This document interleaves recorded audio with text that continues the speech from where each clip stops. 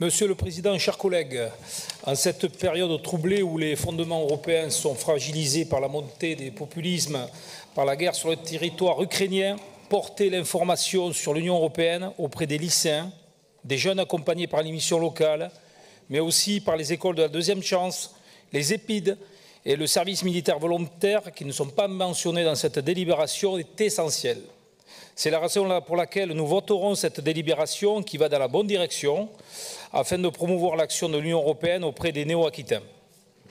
À saluer également l'augmentation substantielle de 90 000 € dédiée à cette convention pluriannuelle et l'extension de ce soutien financier pluriannuel, non plus au seul centre européen direct, mais aussi aux maisons de l'Europe, tout en prenant en compte ce que vient de dire la collègue sur l'évaluation de ces mêmes fonds. Après ces points positifs, la question du maillage de ces structures de valorisation de l'Europe reste néanmoins toujours présente.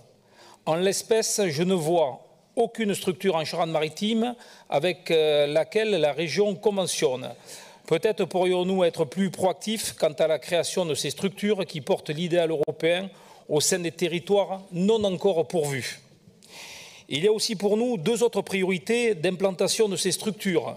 Les zones de revitalisation rurale et les quartiers prioritaires de la ville, comme par exemple la Maison de l'Europe des Landes, située non pas à Dax, mais à Mont-de-Marsan, ou à Mont-de-Marsan, mais à Pontoc-sur-l'Adour, où les jeunes ruraux s'acculturent sur les missions et aides européennes, comme par exemple Erasmus+.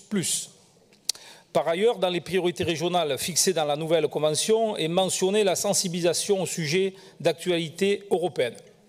En 2024, il y a des échéances électorales importantes pour l'Union européenne, où la question de la légitimité démocratique en général et de la participation en particulier doivent être au cœur de nos préoccupations. Je rappelle que 50,12% de participation en 2019 en France pour les dernières élections européennes, c'est moins que la moyenne dans l'Union européenne. Les maisons de l'Europe et Centre Europe Direct seront en première ligne pour contribuer au défi de relever la participation citoyenne, car l'Europe, nous le voyons tous les jours à la région, est au cœur de nos préoccupations. Nous devons, en tant que collectivité, via ce soutien pluriannuel, être pleinement mobilisés pour ces futures échéances. Enfin, l'instance participative des jeunes est un outil actionné, car parler d'Europe, c'est aborder tous les défis auxquels notre jeunesse est et sera désormais confrontés.